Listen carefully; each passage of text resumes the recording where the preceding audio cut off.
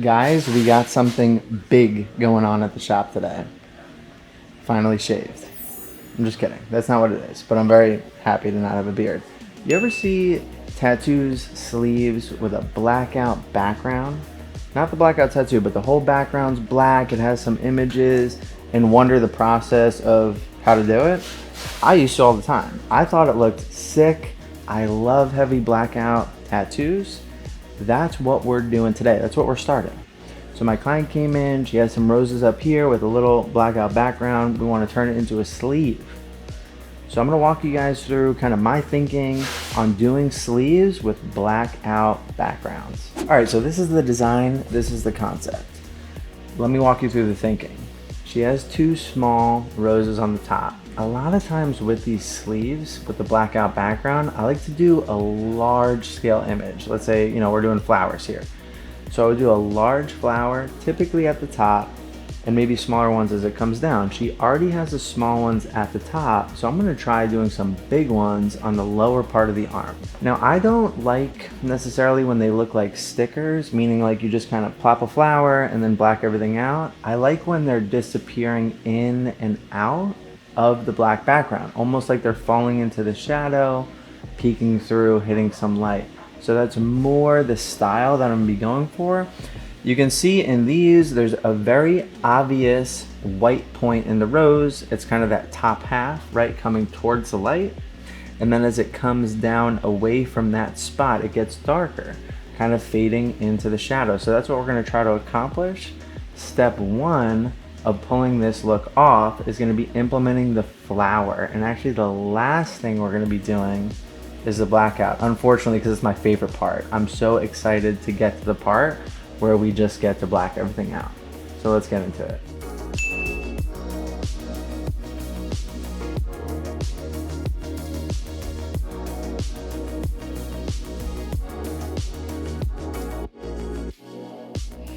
All right, so we're getting this flower in here. You can see I'm starting with the actual flower, even though the background will be black. We'll get that in first. The idea here is that this is, a rose itself. It's going to be a darker rose, and really our light point is going to be up here, right? So when I'm shading all of this, I'm always considering the fact that the background will be black. So like with each petal, if I were to take the end of the petal all the way to black in the grayscale, and then I add the background, it'll disappear. So I'm very conscious about this. For example, we have some background here, and you can see I left this light line. Now I would only leave that light line if I wanted it to be separate from the background. As these petals come in, towards the center, I actually want them to disappear a little bit. So I will start to shade over those separation points. And same thing even on this one that does meet the background. And that's going to give it the appearance of going into the shadow, fading out. And this concept is what we're really going to be playing with on the sleeve. So for example, if I start to black out some of this background,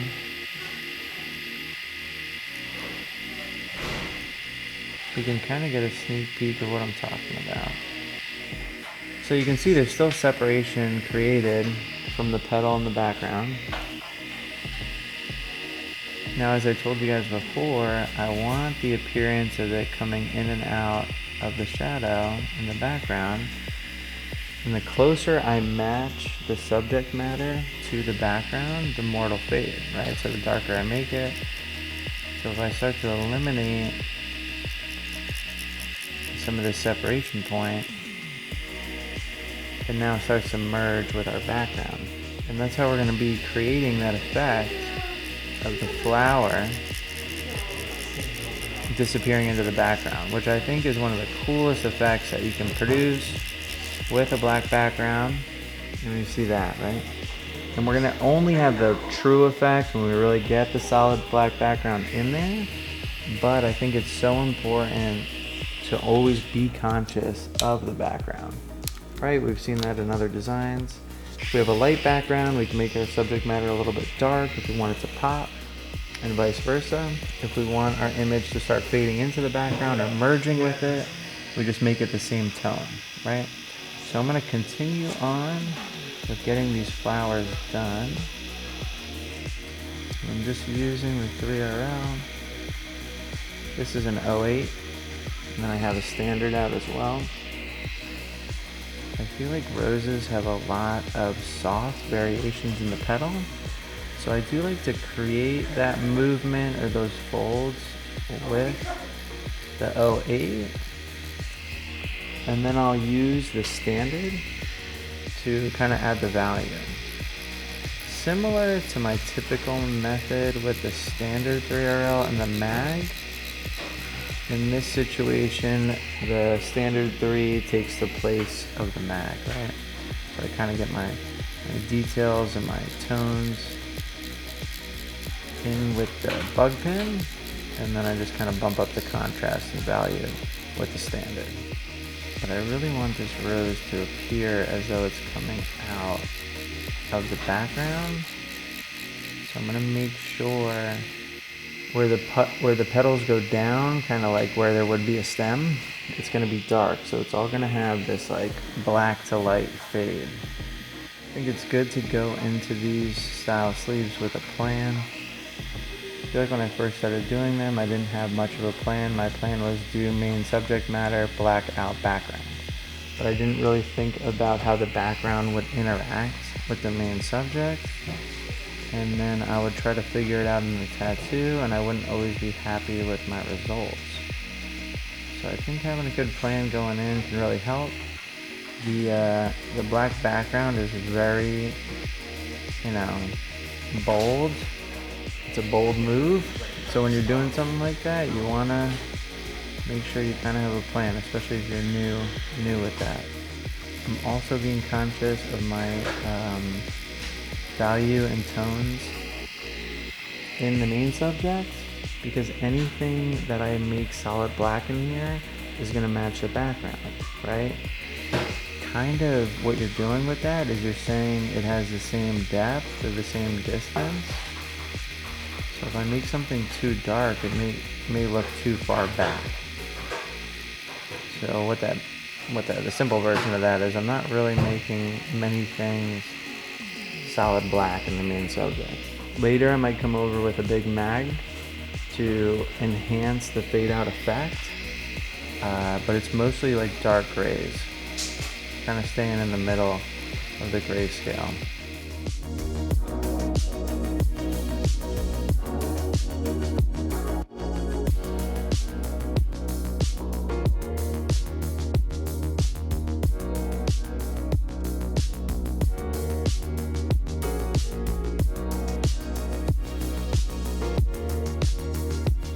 Alright, we're making some progress here on these flowers. Whenever I'm doing a rose, I really like to exaggerate the lighting. We have a little light being caught here on this petal, down into our deep shadow. I think it's good when doing a rose to have nice dynamic shading, to really get the most out of the flower. We want to really avoid it looking flat. I feel like that's the biggest thing with these, realism style roses. You really want to avoid it looking flat, and the best way to do that is to have some nice contrast. Some single light source can kind of be the way to go. And then as I'm going through, I'm usually starting with, okay, what's my darkest part of the flower? And we kind of work our way out from there. In this case, the darkest part is in this area here and here. And it tends to get lighter as we move up, as we move away from that area. So I have my nice big shadow in there. I'm just going to polish it off a little bit with the mag. So this is kind of the starting point on this flower. Find the darkest part. Get that tone in there. We're not making it black, but this will be used as kind of a reference for the rest of the flower. And what I mean by that is kind of a value reference point. If this is our darkest part, you know, the rest of the flower, the petals, should be lighter. So if I notice myself, you know, overshading or getting darker than this part, I know I'm out of my range. Now there are a few other spots in the rose that will get to this dark value, but as a whole, like as an entirety of the petal, no. It just might be like in a little corner, but it kind of like literally sets the tone for the piece. I'm always looking for the shadow core, right? We always want to look at the darkest part of the shadow. So if we look here, all right, we're going to be focusing on that. First, we see our little shadow created on the corner here. And if we look at this shadow, the darkest part is on the left, right? That's kind of our core. So what I'm going to do is I'm going to flick off from that part, which is going to help us keep it the darkest part of the shadow.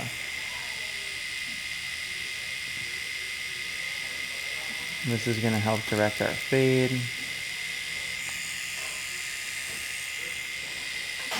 Early on doing roses, I did not pay attention to this factor, and I think it really, you know, I really struggled with it. I couldn't understand why, you know, other rose tattoos were looking so full and like dynamic, having these cool shadow effects.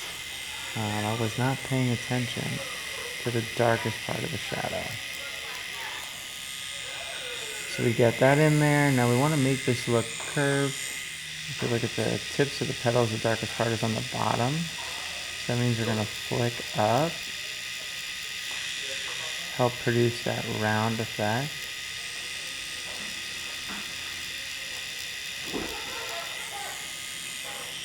Right, we start to see some roundness developing. And then we're going to do the same thing, and we're going to bring it right into the shadow.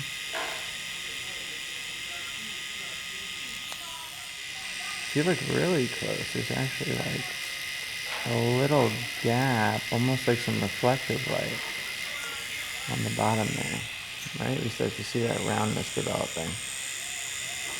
And there's a really small little break in there.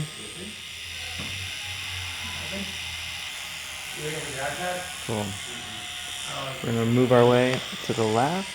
We're going to focus on this shadow here, which our darkest part is on the bottom, but there's also a break in the shadow, except for the far left. So our darkest part is here. Let's start with that. We're going to flick right off the stencil, right off the line, and stop. We're going to layer that part in until we have a couple layers so it's dark. We have this next phase of the shadow kind of coming up. Shows kind of like a wrinkle in the petal. Now we're going to continue that shadow down. We're just going to do the whole thing, one layer. That way we can kind of develop the outside border of this petal. Cool, we have our shape. Now we're going to do the same thing, except we're going to go a little higher than that bottom line to create that little break in the shadow. I'm just over the line now.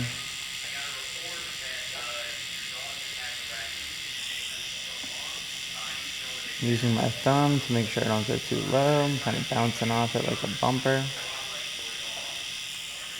I'm going to do it again, except we're going to hit those high points of the shadow that are a little lighter.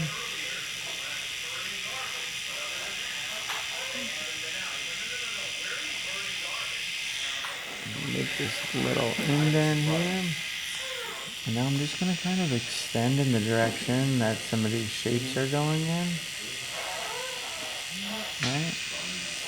Same thing here. We're just extending, coming down, and then back up. And there's this little shine point here on the right here. So the rest of the petal needs to have some gray to be able to produce a highlight in that area. Now I want this a little bit darker. I'm happy with the darkness over there. Now remember, outside right here, that's going to end up being black. So I like having this like little break in the shades because it's really going to set it apart from the black background. Nice. Now this one's pretty easy. It's just kind of a soft fade up to the left here. So I'm just going to pick and flick up right off the line. This is going to produce a fade to kind of show some roundness. We're going to keep the fade consistent so it looks kind of smooth and soft. Now we have another shadow line here, right? It's catching a shadow from another one of the petals. The darkest point is where? Bottom, right? So we're going to flick up. We want to use our thumb so that this shadow is nice and clean.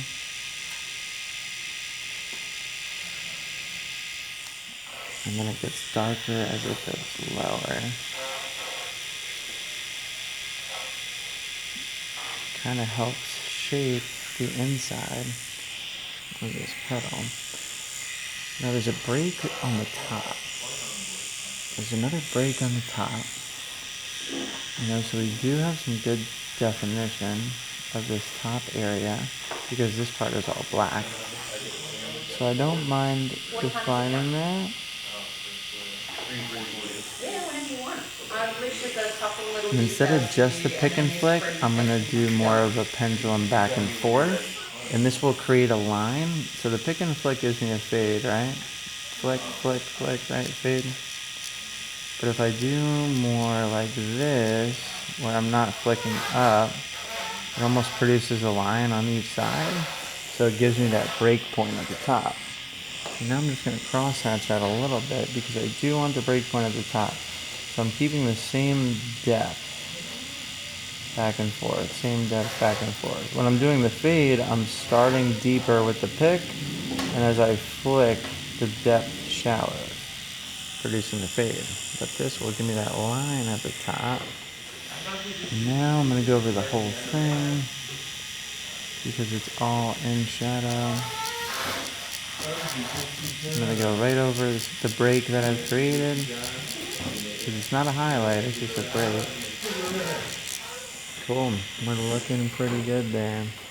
I'm going to wash my needle a little bit. I'm just going to kind of drag through the whole thing to just tone it down a little bit. I'm just going to gently go over. And I'm just going to leave a little break at the top there.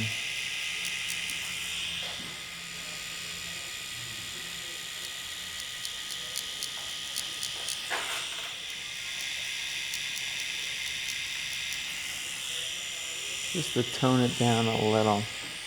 And then as we start to add in the tones of the other petals, we start to really get the full effect of leaving this petal open.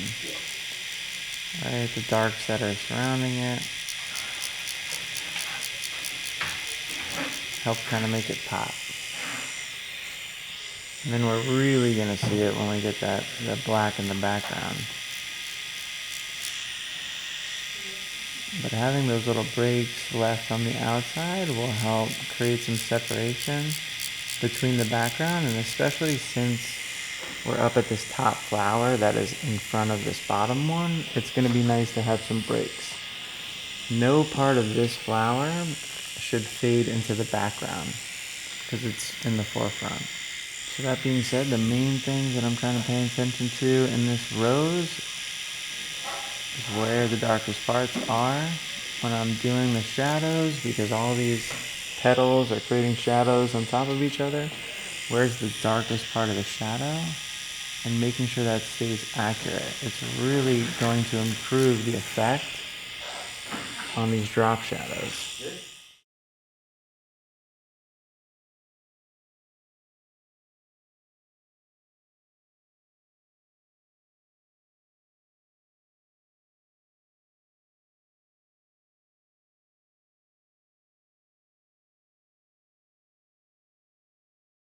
Guys, we're at the best part, the black. So we are going to be connecting the sides eventually, so I'm not going to be implementing the black on the sides because I don't want to get in the way of doing something in there. So connecting the black with the sides will be for next session once we get our main subject in there. But I will connect this top part. So right now I'm using a 7-round liner just to kind of create a nice tight outline around the rose. I'm just more comfortable with this needle than the mag, so we are getting that nice and clean on the outside. And then I will use the mag to finish. I feel like a huge part of this is feel. The more I do solid saturation, the more I get a feel for where the needle needs to be in the skin, the amount of resistance that I'm getting from the skin kind of helps tell me the depth. You want to make sure your ink flow is good so you're not damaging for no reason and you don't have to go back into an area. So you can see I'm just advancing the smallest bit in these circles to get some new skin and then also circle back over skin I've already tattooed. And then I'm going to clear it. Now I'm not digging into the skin. I am a little deeper than when I used the 3RL. And I do prefer kind of a smaller mag, maybe compared to, 23, 27, with a smaller amount of needles. It is a little easier to penetrate the skin because there's not as big of surface area. When I use the big mags, it takes a little bit more force to get them all into the skin. So for the blackout stuff, just for me, I do kind of prefer the smaller groupings. And I'm just keeping one depth and just creating my small circles, and we want to get a really even coat. I'm only going to do a small area and check. You can see there's a little gap right here. I'm still running at 4.5. I'm making sure to revisit areas I've already packed. Now, different parts of the arm may require different pressure and depth. As I move towards the kind of arm ditch, that skin is a little thinner, a little more reactive, meaning it gets swollen easier. So I'm going to give it a little bit lighter of a touch. I'm just going to bring it up to the black that is already there. And I'm going to cross over into the old black just to try to keep everything nice and solid.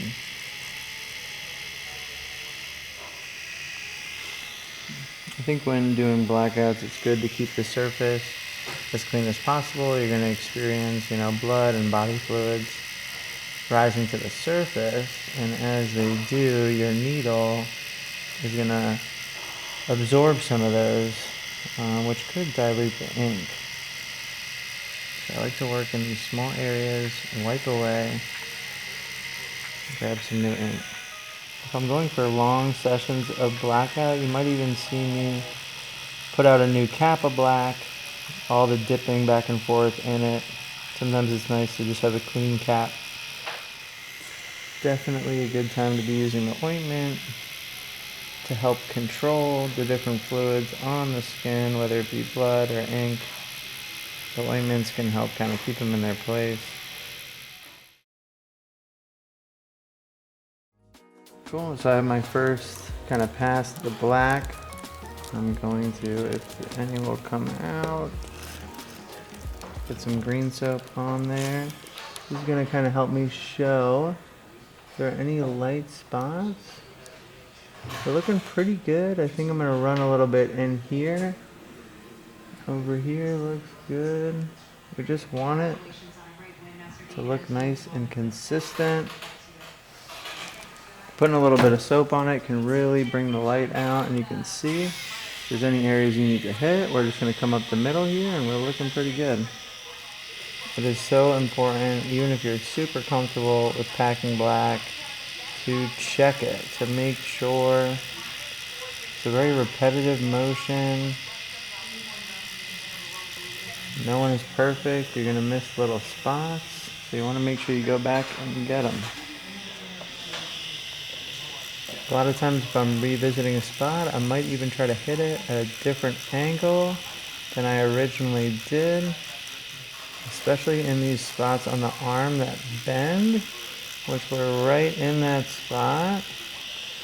Elbows and joints tend to have the rougher heels with the blackout areas.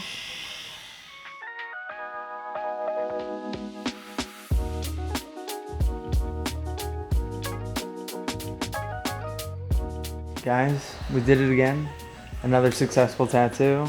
Man, I so badly wanted to continue doing the black, just surrounding really anything, but especially the rose and black is just so fun. Seeing it against that heavy contrast just makes it pop. Good news is this is just session 1 of many. We're going to do the whole sleeve in this style. So not only will we be able to do another session and film it, but we'll get to see the healed version of what we did today. So hopefully this was fun, a little breakdown of kind of my process on black background sleeves. Also getting into, the rose, the petals, and different styles.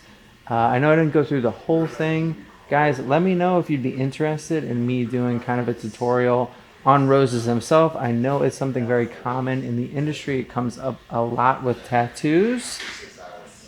Thank you guys for watching. See you next time.